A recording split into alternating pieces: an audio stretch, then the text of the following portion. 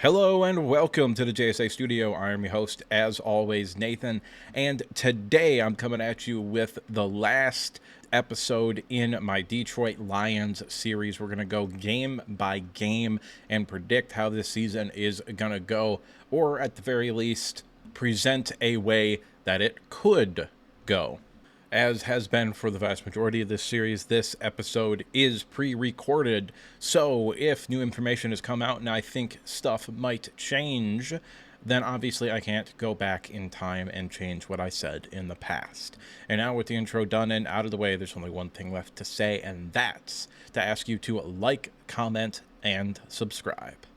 Weeks 1 through 6 is how we're going to start off this video here. Week 1, we open up at home versus the Los Angeles Rams and Matthew Stafford. The following week, we play the team that we played after the Rams last year, the Tampa Bay Buccaneers. And then we follow it up with an NFC West team that wears red. A little bit of parallelism for you there. We start off with the team we played in the wild card round, move on to the team we played in the divisional round, and we play the Cardinals, who are also in the NFC West, the team that we unfortunately lost to in the NFC Championship game. We then followed up with another NFC West team, being the Seattle Seahawks. We then have an early bye, because we always have an early bye. Then week 6, we have the Dallas Cowboys, the team that we should have beaten last year had it not been for some absolute nonsense. And this is how I see it playing out.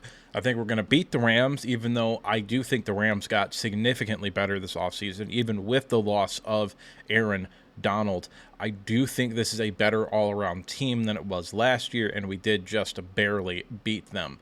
I think we beat Tampa Bay. I think we beat Arizona, as Jared Goff has never lost to Arizona. I think we lose to Seattle, because we always lose to Seattle. Somehow we managed to squeak out a victory in the bye week, going out to Texas and enacting our revenge from last season on the Dallas Cowboys. We very easily could lose to the Rams or the Buccaneers or Dallas. I think worst case scenario is the inverse record. However, I don't think that's very likely. I think 3-2 is maybe a little bit more realistic. You probably drop one of the Rams, Tampa Bay, and Dallas. However, I am optimistic about this team, and I am not optimistic about the Dallas Cowboys or the Tampa Bay Buccaneers, so I think those are W's. Moving on to weeks 7 through 12. We have week 7, we are at Minnesota. Week 8, we are home versus Tennessee. Week 9, we go to Green Bay. At week 10, we go to Houston. Week 11, we play Jacksonville at home. And week 12, we go on the road to Indianapolis. And this chunk of games is a little bit more of a mixed bag. I have us starting off this section here with a W in Minnesota. We then beat Tennessee at home. However, we pick up our second and third losses of the year in back-to-back weeks on the road before coming home and kind of getting a get-back game with the Jacksonville Jaguars. And Indianapolis, to me, is a sneaky good team. That is a team that does not particularly have a weakness. They've got receivers that I really, really like. They've got a running game. They've got a quarterback that, provided health, will be a absolute weapon. He'll be incredible. If Anthony Richardson can play and be healthy, he is going to be an incredible football player. Their defense is maybe not good, but I think they're average enough to where they're going to be able to get some W's. That game feels like, to me, a game where we're looking at it and we're like, how did we end up losing that game? That is a game that we probably shouldn't lose, but every year you have a game that you probably shouldn't lose and you lose it, and you have a game that you probably shouldn't win where you win it. And I think that game on the road in Indianapolis is a game that we're going to be looking at and being like, oh man, if we could have won that game, maybe we have the 1 seed or something like that. So after 2 weeks, the record is 7-4. Moving on to our final cluster of games here. Week 13, we have the Chicago Bears. Week 14, we are home versus the Green Bay Packers. Week 15, we are home versus the Buffalo Bills. Week 16, we are in Chicago. Week 17, we are at San Francisco. Week 18, we are home against the Minnesota Vikings. I think the lowest point of the season is probably week 13. I am a believer in Caleb Williams, and particularly by the end of the season, I think he's going to have it figured out. And more so than that, I do believe that this Chicago Bears team is, in all honesty, a little bit of a bad matchup for the Detroit Lions. The secondary is still probably a weakness. It's not going to be as bad, but it's not like they've got a guy out there that's going to be making Pro Bowls consistently. There are major questions about the pass rush, particularly along the edge, and who's going to play opposite of Aiden Hutchinson. We don't know. And to be honest with you, that defensive line is an Aiden Hutchinson injury away from being maybe not a very good defensive line at all.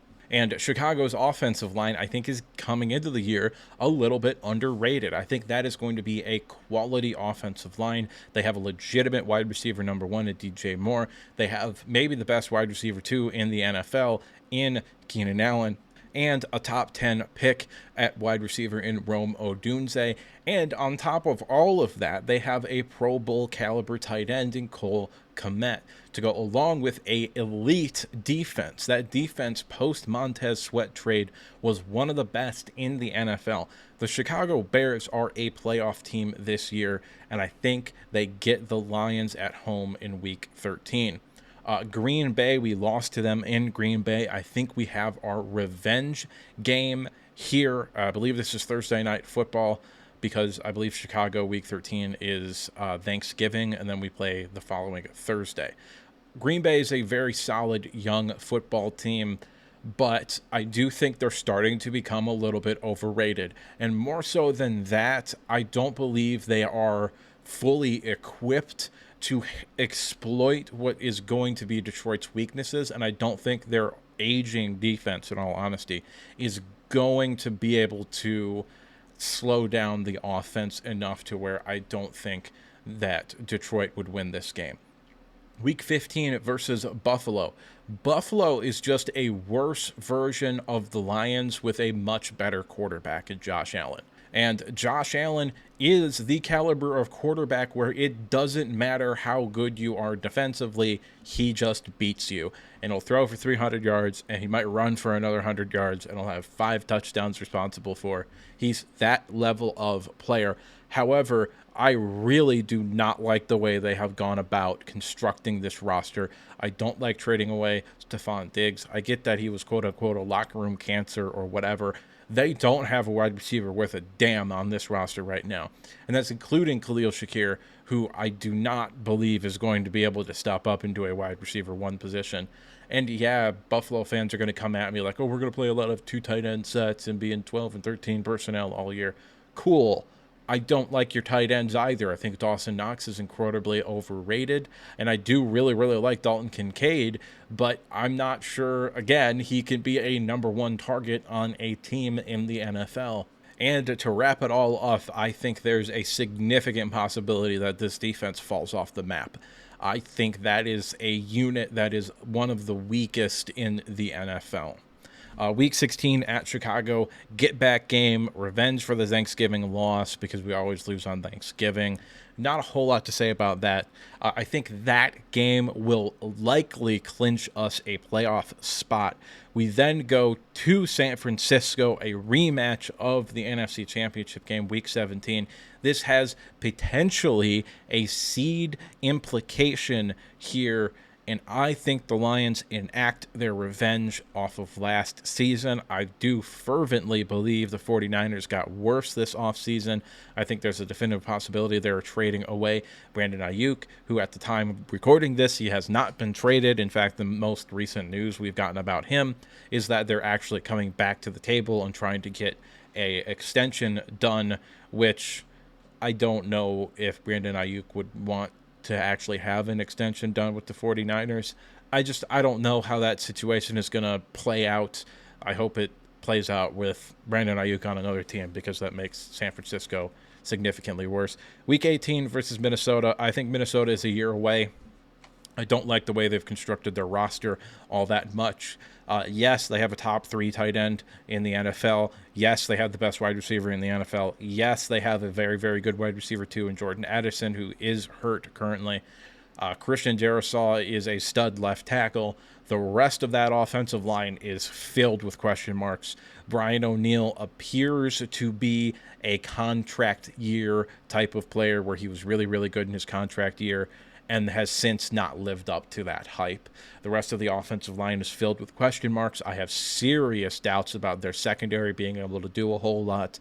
I think that the linebacking core is also not great. I think Danielle Hunter was your only consistent pass rusher this past year, and he is gone. You let him walk. You replaced him with Greenland, I believe is his name, or Grenard, who played for Houston this past year and had 12.5 sacks. However, those sacks numbers were inflated, and the underlying pass rushing sort of metrics underneath that did not seem to indicate that he was going to be able to replicate that, especially as the quote-unquote guy on a defensive line. This is a, in my opinion, poorly constructed team. And even though I do think probably by this point we will be seeing J.J. McCarthy, which may be a good thing, I think the Lions are playing here for the 2 seed, and I believe that they're going to win that game and probably secure the 2 seed. So my official prediction for the Detroit Lions and how they're going to do this year is, in fact, 12-5. But what do I know? I'm just some asshole on the internet giving you his opinion.